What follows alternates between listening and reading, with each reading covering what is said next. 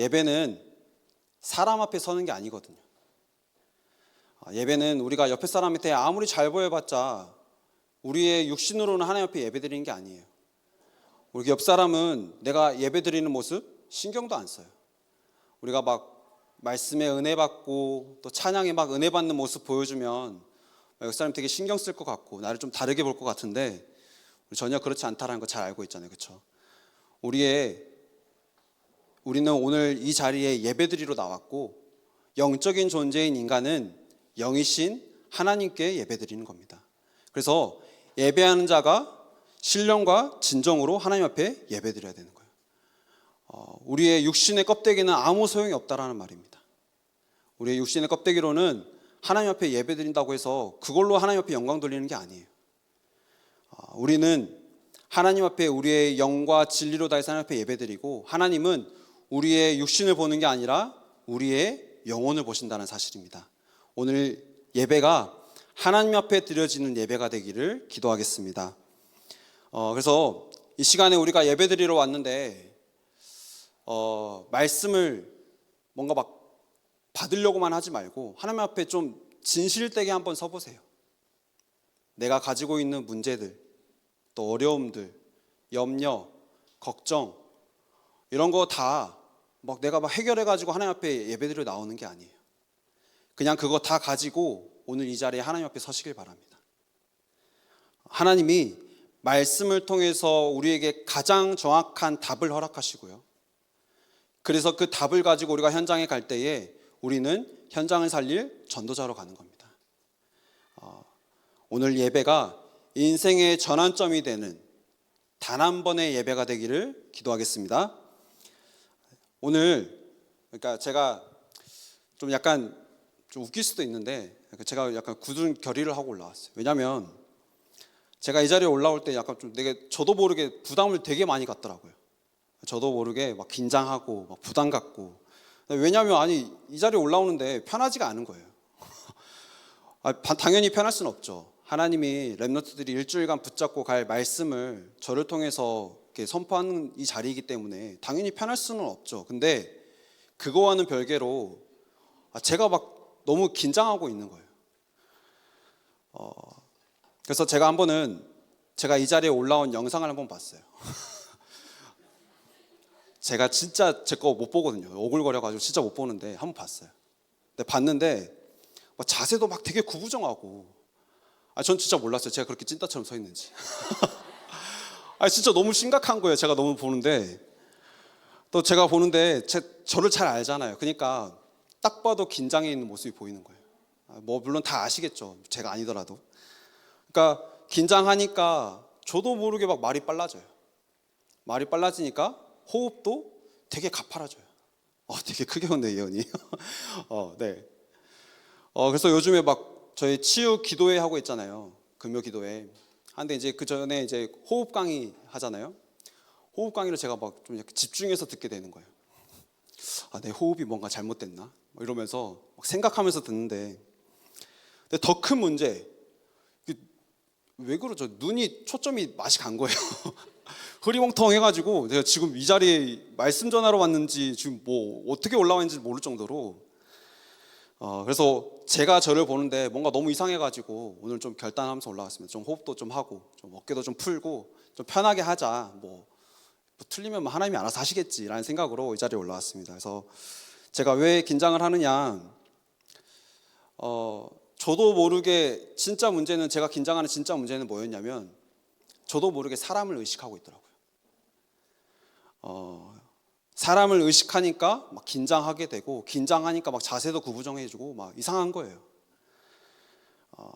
하나님의 심부름을 한다라고 내가 이 자리에 섰는데, 그렇다면 내가 부족하다면 하나님이 저를 책임지실 거고, 당연히 렘넌트들을 사랑하시기 때문에 저를 통해서 렘넌트들이 한 주간 붙잡고 가야 될 언약을 선포하실 텐데, 저도 모르게 사람을 의식하고 내 안에 들어온 잘못된 동기들 때문에 막 긴장하고 그랬던 거예요. 그래서 오늘 굳은 결단을 했습니다. 하나님, 오늘 사람 앞에 서는 것이 아니라 하나님께서 렘넌트들에게 선포하는 그 말씀을 전하는 도구로 쓰임받게 해달라고 이 자리에 섰습니다. 제가 왜 시작부터 제 이런 부끄러운 얘기들을 하느냐? 지금 여기 이제 뭐 대학의 시기, 뭐 20대 초중반 랩런트들이 대부분일 텐데, 이 랩런트들의 진짜 우리들의 진짜 문제가 뭘까요? 어떤 사람들은 돈이 문제라고 생각합니다. 그래서 이걸 얼마나 심각하게 여기냐면, 내가 알바를 해서 단순히 돈을 버는 정도, 이런 정도가 아니라 알바를 해야만 내 생계가 유지된다고 생각해요. 그런 사람에게 돈이 그냥 돈일까요? 남들과는 다르게 이 문제가 다가올 거예요. 또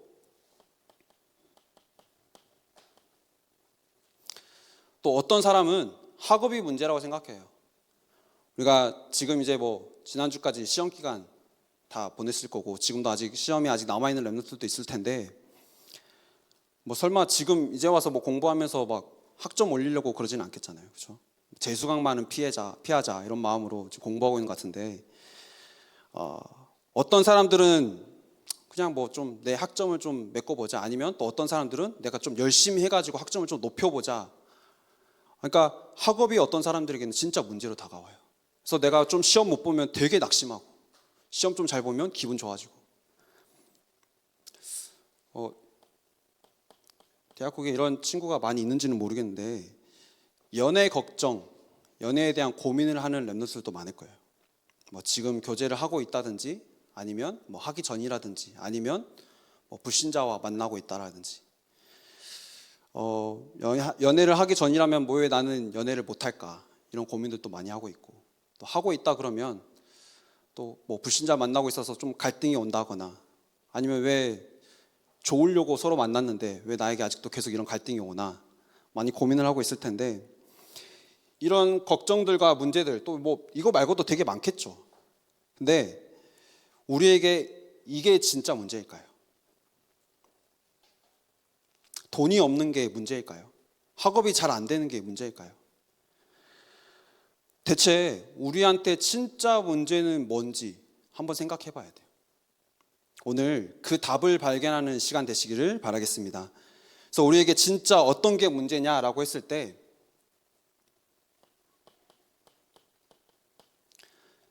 미래에 대한 걱정이잖아요.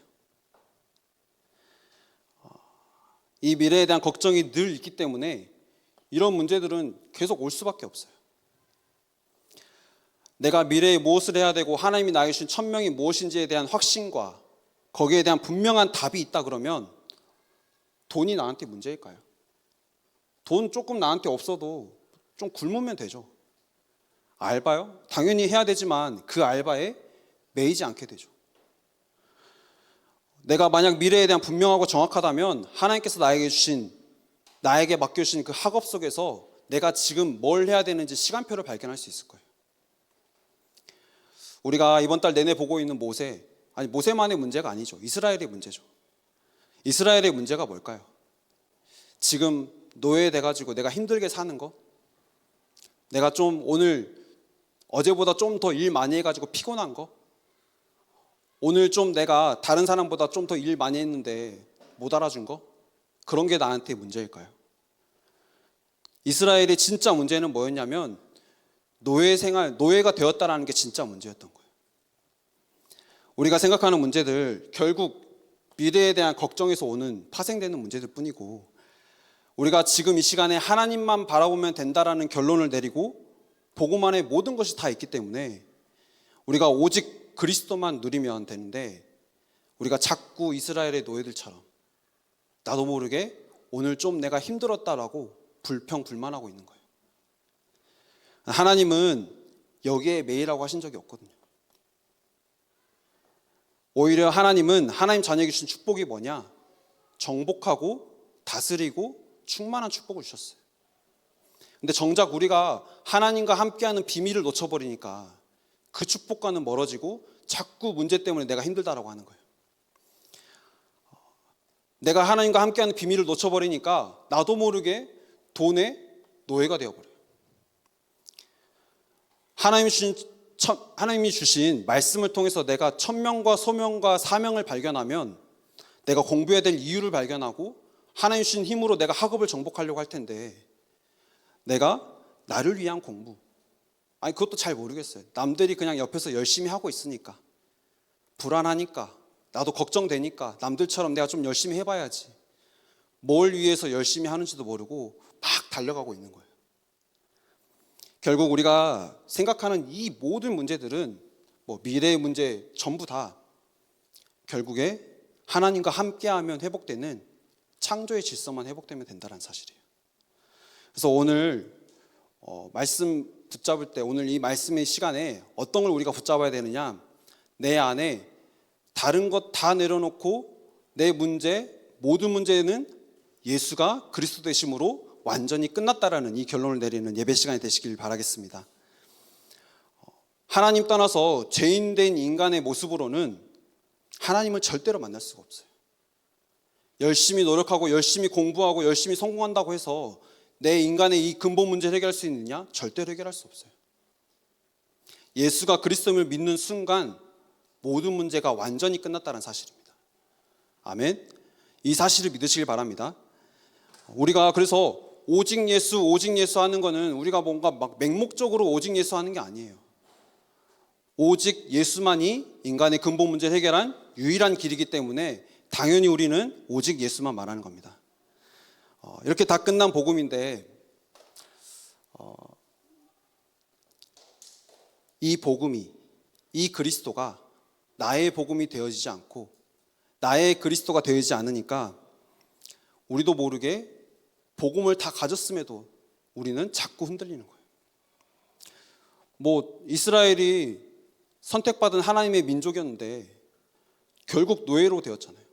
지금이라도 다를까요? 우리가 지금 막 뭔가 자유롭게 내가 하고 싶은 거 하고 내가 먹고 싶은 거 먹고 내가 놀고 싶은 대로 놀고 그런다고 해서 우리가 노예가 아닐까요? 전부 다 돈의 노예고요. 전부 다 성공의 노예로 살아가고 있어요. 이렇게 말하는 저라고 돈이 필요 없는 게 아니라 다다익선이라고 많으면 많을수록 좋겠죠. 근데 제가 말씀드리는 거는 매이지 않는 걸 말하는 거예요. 그래서 우리는 아는 복음이 아니라 들었던 복음이 아니라 나의 복음, 그 복음이 나에게 개인화가 되어져야 됩니다. 개인화에 있어서 가장 중요한 게 뭐냐? 과거예요. 왜 예수가 그리스도가 되셨는지 성경과 내 과거를 통해서 정확하게 말할 수 있어야 돼요.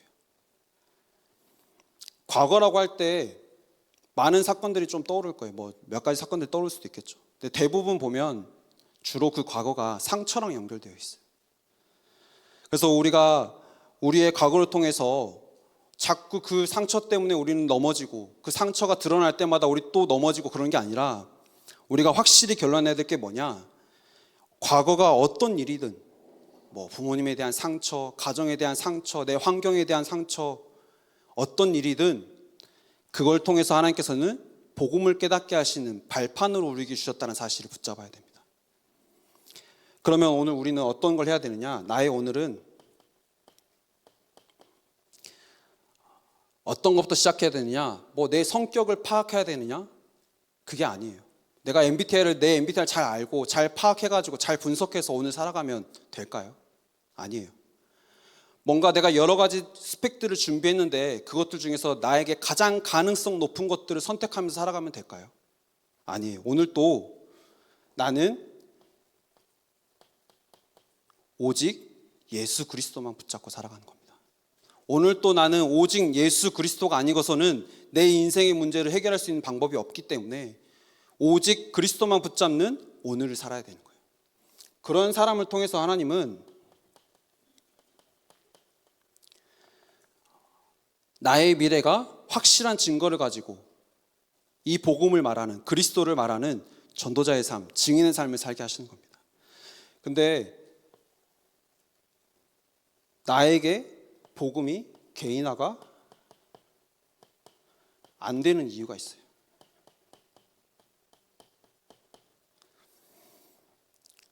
복음화가 안 되는 이유가, 개인화가 안 되는 이유가 뭐냐면 이 복음이 실제로 나한테 진짜 맞는지 안 맞는지를 확인해 보지를 못한 거예요. 그러니까 이 복음이 나에게 복음이라는 사실에 대해서, 그리스도가 나의 그리스도라는 사실에 대해서 확신이 없어요. 심지어 내가 가지고 있는 복음도 잘 생각해 보세요. 내 복음인지, 나의 복음인지, 아니면 그냥 부모님을 통해서 들었던 복음인지. 내 거가 아니어서 망설이고 주저하는 동안 우리는 이 땅의 노예가 될 수밖에 없다는 사실입니다. 그런데 절대로 그게 실패가 아닌 게 뭐냐면, 하나님은 노예로 만드셔서라도, 그 속에서 상처를 주셔서라도, 문제를 주셔서라도 하나님은 그리스도가 모든 문제 해결자라는 사실을 깨닫기를 원하신다는 사실입니다. 그래서 개인화가 될 때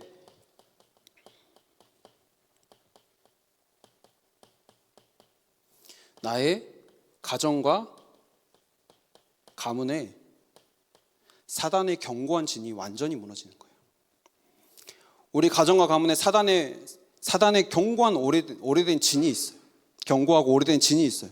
그리고 그 안에 운명으로 사람들을 완전히 사로잡고 있어요.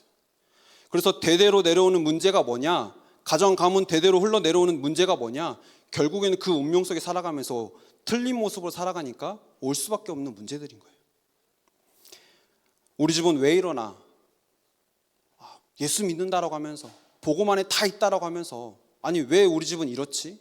아무리 원망하고 불평해봐야 절대로 해결할 수 없어요. 내가 가정과 가문에 사단의 견고한 진이 무너지도록 내가 오직 그리스도만 붙잡고 복음의 빛을 비추고 있을 때에 완전히 무너진다는 사실입니다. 그래서 사단이 결박되어지고 성령이 우리 안에 임하면, 우리 가정과 가문에 임하면, 그때서야 하나님의 나라가 임하는 거예요. 이렇게 복음이 개인화된 렘넌트를 통해서 하나님께서는 현장에 빛을 비추시기를 원하시고, 그렇게 망대를 세우고 있을 때에 237, 5천 종족이 나에게 그때서야 다가오는 거예요. 그렇잖아요. 우리가 학교에서 교수님한테 지금 당장 복음 어떻게 전할 수 있겠어요? 그렇죠? 내 친한 친구가 지금 우울증으로 너무 힘들다라고 하는데, 정신 문제로 힘들다라고 하는데 우리가 어떻게 복음을 전할 수 있겠어요? 복음이 개인화된 내가 현장에서 빛을 비추는, 망대를 세우고 빛을 비추고 있을 때에 그 빛을 보고 흑암 속에 있었던, 사로잡혀 있던 모든 영혼들이 그 빛을 보고 나아올 수 있는 거예요. 내가 그때서야 복음을 전할 수 있는 거예요. 복음이 나에게 개인화가 되어지지 않았는데 내가 복음을 전한다? 누군가에게 들은 복음을 전하는 거예요. 오늘 이 시간 진짜로 내 모든 문제, 진짜 문제는 하나님 떠나면서도 시작된 문제이고, 그 문제를 해결하신 분이 바로 예수 그리스도라는 사실을 붙잡으시길 바라겠습니다. 이렇게 개인화가 되니까 하나님이 역사하시기 시작합니다. 첫 번째로 애굽에 10가지 재앙이 임해요. 근데 이 재앙에 근본적인 의미가 뭘까요? 애굽에 내렸던 10가지 재앙이었구나라고 생각하면요, 지금 이 말씀이 나와는 전혀 상관없는 말씀이에요. 10가지 재앙의 근본 의미를 알고 지금 이 땅에 임한 저주와 재앙의 이유를 오늘 말씀을 통해서 발견하시길 바라겠습니다. 이스라엘이 애굽의 노예가 되었거든요. 하나님의 백성인 이스라엘인데 430년 동안 애굽이라는 나라의 노예가 되었어요. 이게 뭘 의미하냐면, 왜 하나님은 애굽이라는 나라에 이스라엘을 노예가 되게 하셨고, 지금 그러면 이 말씀을 우리에게 주시는 이유는 뭘까요? 애굽은 알다시피 그 당시에 강대국이었어요. 이게 무슨 뜻이냐면, 애굽은 그냥 한 나라를 뜻하는 이런 정도가 아니었어요. 애굽은 지금 이 시대, 이 세상을 말하고 있는 겁니다. 그리고 바로 왕은요, 세상의 공중 권세를 사로잡고 이 땅에 거짓 임금 노릇하고 있는 사탄을 의미하는 거예요. 여기에 이스라엘이 노예가 되었다는 사실입니다. 그런데 하나님이 이 애굽에 재앙을 내리셨는데, 이건 무슨 뜻이냐면, 애굽이 섬기고 있었던 모든 우상들을 완전히 무너뜨리는 사건이었어요. 나일강은 애굽이 가장 섬기는 신이었어요. 그 외에 모든 것들도 마찬가지예요. 애굽이 섬기고 모셨던 신들이었어요. 근데 하나님이 애굽에 재앙을 내리셔서 그 애굽에 역사하는 모든 우상을 완전히 무너뜨리셨다는 사실입니다. 그걸 누굴 통해서 하셨냐면 정확한 언약을 붙잡은 모세 한 사람을 통해서, 그 복음이, 그 언약이 개인화가 되어진 모세 한 사람을 통해서 하나님은 이 일을 이루셨다는 사실입니다.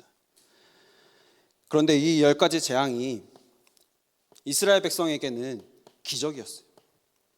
그렇잖아요. 우리는 애굽의 노예가 되어 있는데, 이스라엘은 애굽의 노예가 되어 있는데 그 애굽 땅에 하나님이 재앙을 내리신 거예요. 그러니까 이스라엘 백성들에게 기적이었죠. 근데 그 기적으로도 해결할 수 없었어요. 뭘 말하냐면 내 방법으로는 절대로 노예에서 해방될 수 없다는 걸 말하는 거예요. 모세가 왕궁에 있을 때에 배웠던 지식들 가지고 그 문제를 해결해 보려고 했거든요. 노예 문제 해결해 보려고 하다가 결국에는 해결할 수가 없었어요. 인간의 근본 문제, 내 방법, 내 노력으로 절대로 해결할 수가 없고, 뭘로만 해결할 수 있느냐? 예수가 그리스도 되시는 오직 복음으로만 해결할 수 있다는 사실이에요. 복음이 아니라, 그냥 복음이 아니라 우리에게 이 복음이 나에게 오직이 되어져야 돼요. 오직이 된 한 사람을 통해서 하나님은 완전히 그 지역에 역사하는 사단의 견고한 진을 무너뜨리시고 그 지역에 하나님이 살아계심을 나타내는, 진짜로 이 복음에 빛을 비추는 전도자의 삶을 살게 하신다는 사실입니다. 오늘 여기 있는 대학의 모든 렘넌트가 오늘 말씀을 통해서 뭘 붙잡고 가야 되느냐? 이 오직 복음이 나의 복음이 되어져서, 나에게 개인화가 되어져서 실제로 이 복음 가지고 내 과거를 보고 내 현재를 보고 내 미래를 보니 그리스도가 완전히 답이구나, 이 결론을 내리고 현장에 가야 되는 겁니다. 그럴 때에 현장의 역사는 사단의 견고한 진이 완전히 무너지는 거예요. 그럴 때에 내 안에 하나님이 세우신 망대가 세워지고, 그럴 때 현장에 사단의 망대가 아니라 하나님의 망대가 세워지는 거예요. 우리가 거기에 빛을 비추는 파수꾼으로 현장에 나가야 되는 겁니다. 오늘 진짜로 이 주일 예배 시간에 많은 말씀을 받지만 진짜로 다른 거에 남는 게 아니라 내 안에 오직 그리스도만 남아야 돼요. 오직 복음만 남아야 돼요. 오직 복음만 남고 오직 그리스도만 붙잡은 한 사람을 통해서 하나님은 시대를 바꾸시기를 원하시는 겁니다.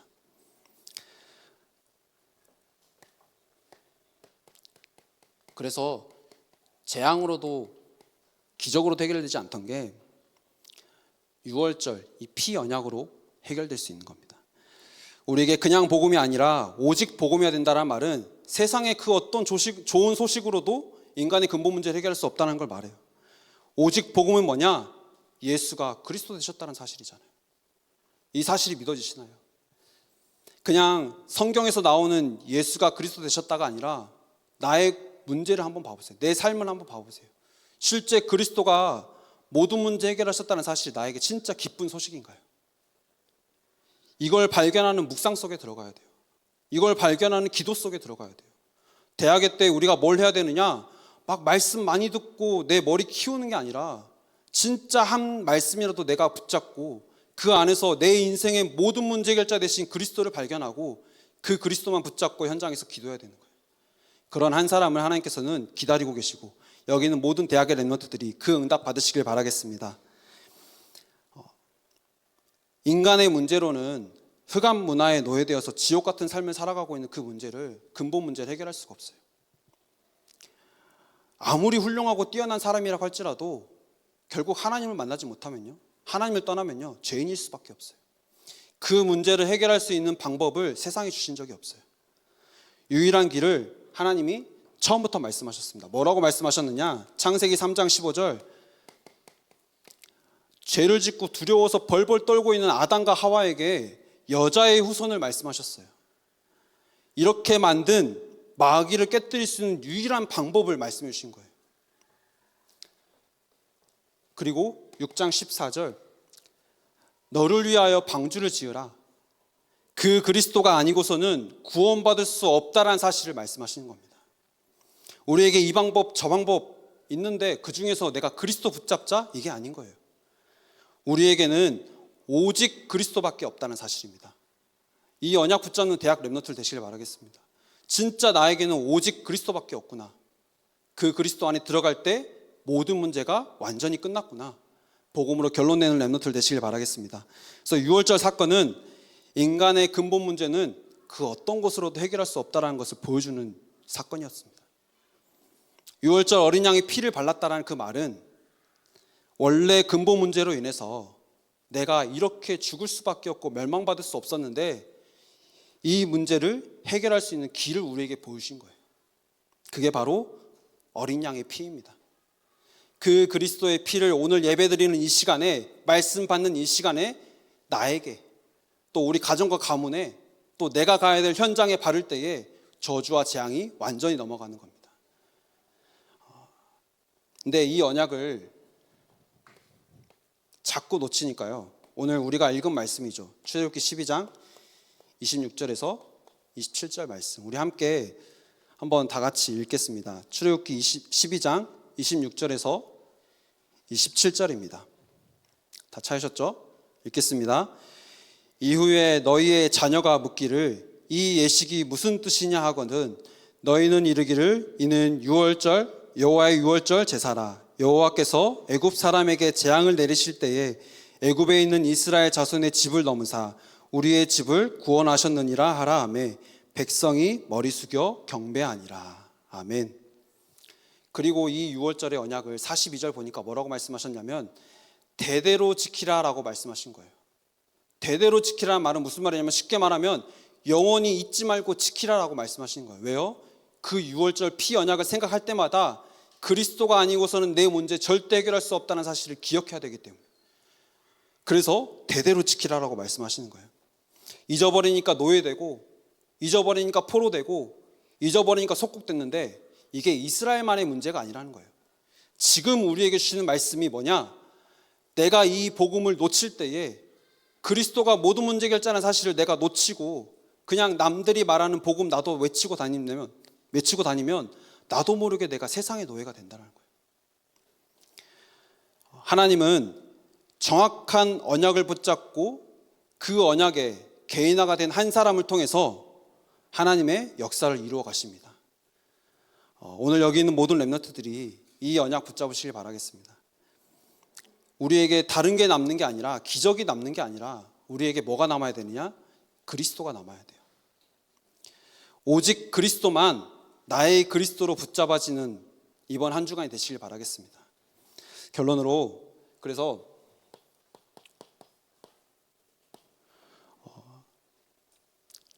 오직 복음의 개인화의 시작은 뭐냐? 결국에 묵상입니다. 하나님이 말씀이시고요, 말씀이 내 안에 역사하도록 우리의 영적 상태를 만드는 게 중요해요. 그게 바로 묵상입니다. 실제로 내가 받은 말씀, 오늘 또 이제 구역 공과부터 시작해서 어제 토요일부터 해가지고 토요일 강당부터 해가지고 오늘 이제 우리가 일부 예배까지 말씀 받고 또 이렇게 대학국 예배까지 말씀 받았는데, 우리가 말씀 들었다로 끝나는 게 아니라 한 말씀이라도 나의 말씀으로 붙잡아지는 묵상의 시간이 반드시 필요합니다. 그때 붙잡아지는 그 말씀이, 그 언약이 이번 한 주간 나를 이끌어 갈 거예요. 그래서 내 생각, 내 방법으로 살아가는 것이 아니라 하나님의 말씀, 하나님이 나에게 주신 언약이 이끄는 삶을 살기를 바라겠습니다. 그래서 이 언약 붙잡고 기도하는 게 우리의 망대를 바꾸는 기도예요.